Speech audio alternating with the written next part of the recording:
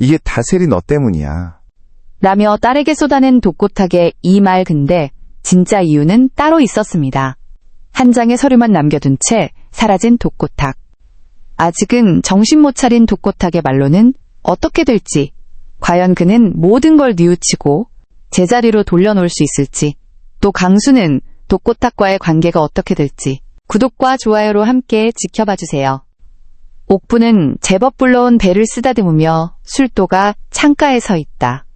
그녀는 거실로 돌아와 흥수가 사온 아기 옷을 정리하며 미소 지었다. 새 생명에 대한 기대가 그녀의 마음을 채웠다. 마광숙과 한동석은 성대한 결혼식을 마치고 이탈리아 신혼여행에서 무사히 돌아온다. 그들의 인스타그램은 행복한 순간들로 가득했지만 그 따뜻한 기운은 독고탁에게 닿지 않았다. 독고탁의 세계는 이미 산산조각 났다. 그러나 그는 아직 깨닫지 못했다. 진짜 구원은 그의 마음 깊은 곳에서 피어날 것이라는 사실을. 서울 신라주조 사옥 근처의 후미진 골목. 비가 억수같이 쏟아지는 가운데 독고탁은 젖은 양복 차림으로 낡은 벤치에 앉아 있었다. 그의 손에 든 위스키병은 텅 비었고 떨리는 손끝은 혼란과 분노로 가득한 내면을 드러냈다. 주주총회에서 장미애가 투표를 기권하며 그의 해임에 묵묵히 동의한 순간 그의 자존심은 날카로운 유리 조각처럼 부서졌다. 그는 주먹을 쥐며 낮게 중얼거렸다. 미애, 네가 나를 이렇게 찌를 줄 몰랐어. 내가 뭘 그렇게 잘못했니? 그의 목소리는 갈라졌지만 고집스러운 울림이 여전히 남아있었다. 그는 비에 젖은 얼굴을 손으로 문지르며 흐린 하늘을 올려다보았다. 그의 눈빛은 분노와 후회가 뒤섞여 흔들렸다. 술도가의 조작 영상 사건이 SNS와 뉴스를 타며 그의 명예를 짓밟았고 검찰의 수사망은 그를 감옥 문턱으로 몰아갔다. 그는 고개를 숙이며 깊은 한숨을 내쉬었다. 이게 다 술도가 녀석들 때문이야. 독고탁은 아직도 정신을 못 차린 채 손으로 머리를 감싸며 골목의 어둠 속에서 몸을 웅크렸다. 그는 스마트폰을 꺼내 세리의 사진을 바라보다 이내 화면을 껐다. 그의 가슴 속엔 어두운 그림자가 드리워졌다. 비를 흠뻑 맞고 서울 외곽 허름한 모텔로 들어간 독고탁. 아직 벗지 않은 구겨진 셔츠 차림으로 침대에 앉아있다. 그의 눈 밑엔 짙은 다크서클이 드리워져 있었다. 그는 벽에 걸린 거울을 바라보며 혼잣말을 내뱉었다. 가족만 보고 살아왔는데 왜 이렇게 망가진 걸까? 그는 손으로 얼굴을 감싸며 한숨을 내쉬었다. 탁자 위에 놓인 이혼 서류를 바라보며 한참을 망설였다. 그의 눈빛은 흔들렸지만 결심이 서서히 굳어졌다. 그는 서류를 가방에 쑤셔 넣으며 중얼거렸다. 미애, 세리, 내가 할 수 있는 마지막 일이 뭔지 이제 알겠어. 탁은 자리에서 일어나 문을 열고 비 내리는 거리로 나섰다. 그 발걸음은 결연한 의지가 엿보였다. 그는 스마트폰을 꺼내 세리의 메시지를 확인했지만 답장하지 않았다. 그 길로 미애를 만나러 가는 탁. 장미애는 창가에 앉아 아이스 아메리카노를 쥐고 있다. 그녀의 얼굴은 피로로 얼룩져 있었지만 눈빛은 신중했다. 문이 열리며 독고탁이 들어왔다. 그의 초췌한 모습에도 불구하고 손에 든 서류 봉투는 단정했다. 그는 미애 앞에 앉으며 서류를 테이블 위에 내려놓았다. 탁의 입에서는 뜻밖의 말을 꺼낸다. 미애야, 그동안 못난 남편 때문에 마음고생 많았지? 탁의 목소리는 낮았지만 진심이 묻어났다. 그는 서류 봉투를 미애 쪽으로 밀며 말을 이었다. 여기 이혼 서류야. 소송 없이 깔끔히 마무리해. 네가 원하는 대로 해줄게. 미애는 서류를 바라보며 숨을 멈췄다. 그녀의 눈은 놀라움으로 커졌다. 그녀는 떨리는 손으로 서류를 집어들며 물었다. 여보. 미애의 목소리는 갈라졌고 그녀의 눈가엔 혼란이 스쳤다. 탁은 씁쓸한 미소를 지으며 고개를 숙였다.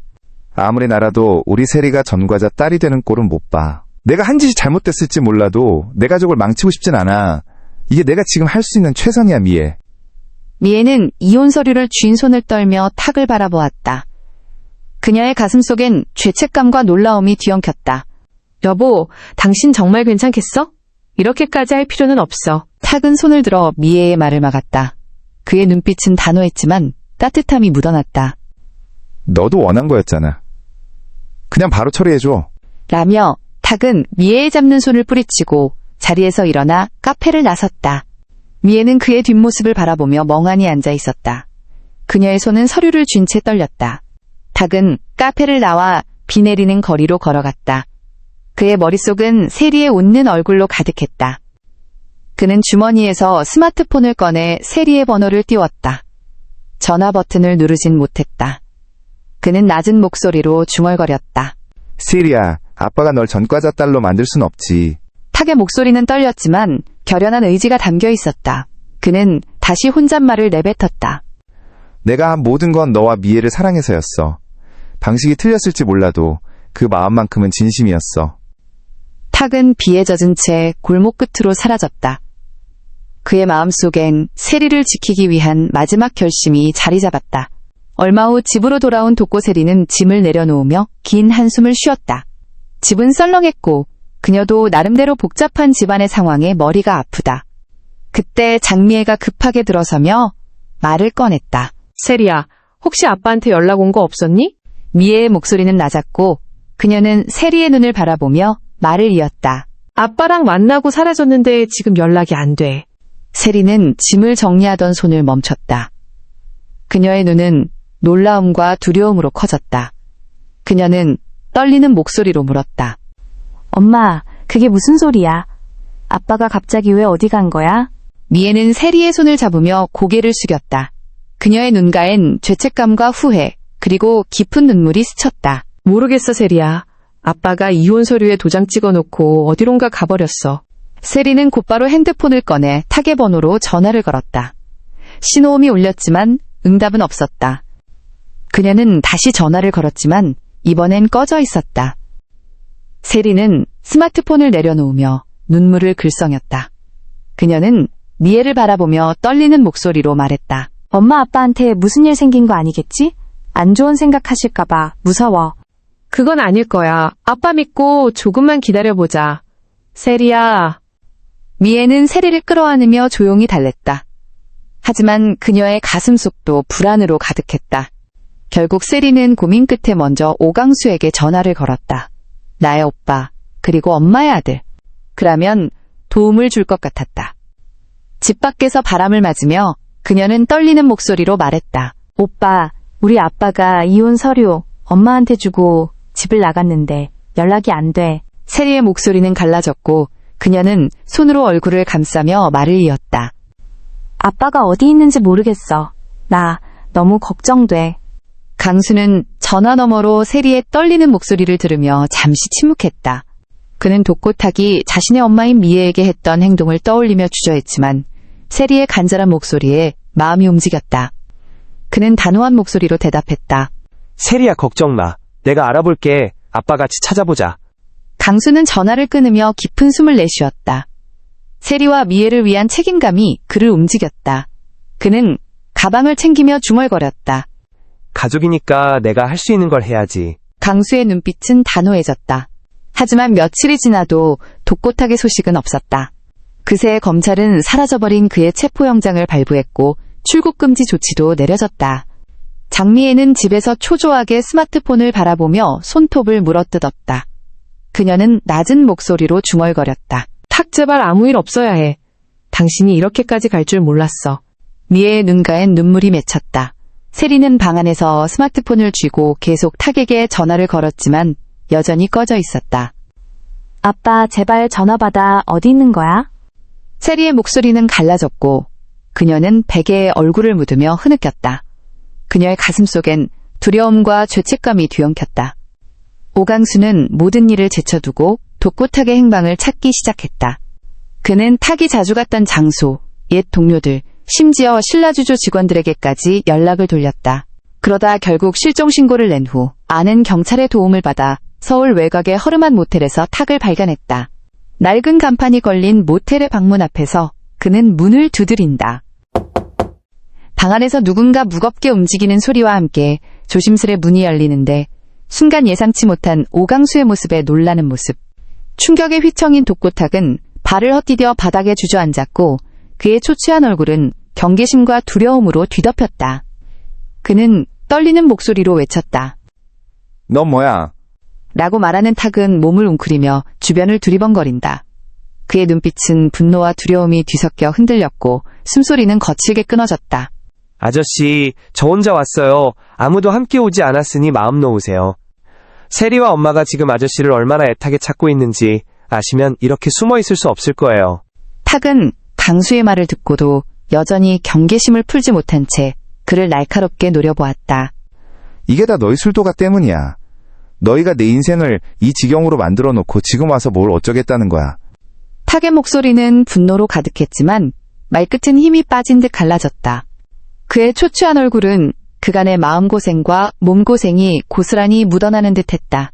강수는 탁의 모습을 바라보며 잠시 멈칫했다. 그는 탁이 장미애와 자신에게 저지른 행동을 떠올리며 가슴 깊은 곳에서 치미는 화를 느꼈다. 그러나 곧이어 독고세리의 눈물 젖은 얼굴과 장미애의 불안에 떠는 눈빛도 함께 그의 머릿속을 스쳤다. 그는 깊은 숨을 내쉬며 천천히 말을 이었다. 아저씨, 가족에게 버림받는 게 어떤 느낌인지 저도 잘 알아요. 세리와 엄마가 지금 얼마나 마음 아파하고 있는지 아저씨도 그걸 모르진 않잖아요. 제발 더 이상 도망치지 마세요. 라고 말하면서 강수는 탁이 더 안쓰럽게 느껴졌다. 마치 이빨 빠진 호랑이가 덫에서 구해주려는 사람에게 그나마 남아있는 발톱을 세우는 것처럼 보였다. 순간 강수는 알 수 없는 감정을 느끼고 천천히 다가가 독고탁을 가볍게 끌어안았다. 탁은 강수의 품에 안긴 순간 당황한 표정을 감추지 못하며 몸을 뻣뻣하게 굳혔다. 그는 떨리는 목소리로 중얼거렸다. 뭐야 이게?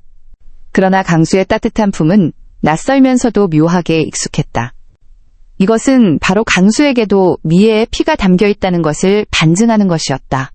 강수에게서 미애를 발견한 그는 가슴속에서 오랜 시간 억눌렸던 감정이 터져나왔고 강수의 어깨에 얼굴을 묻으며 긴장을 서서히 풀었다. 강수가 말한다. 아저씨, 이제 집으로 돌아가요. 세리와 엄마가 아저씨를 애타게 기다리고 있어요. 강수는 잠시 말을 멈추고 탁의 눈을 똑바로 바라보며 단호히 말을 이었다. 아저씨가 중심이 돼주세요. 가족은 지금 아저씨를 필요로 하고 있다고요. 탁은 강수의 말을 듣는 순간 가슴 깊은 곳에서 무언가가 무너지는 듯한 느낌을 받았다. 그의 가슴 속에는 가족을 향한 사랑과 잘못된 선택에 대한 자책이 뒤엉켰다. 그는 강수의 품에서 한참을 울었다.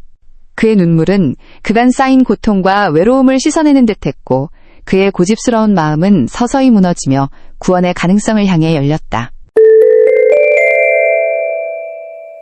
그러나 독고탁은 집으로 돌아가지 않았다.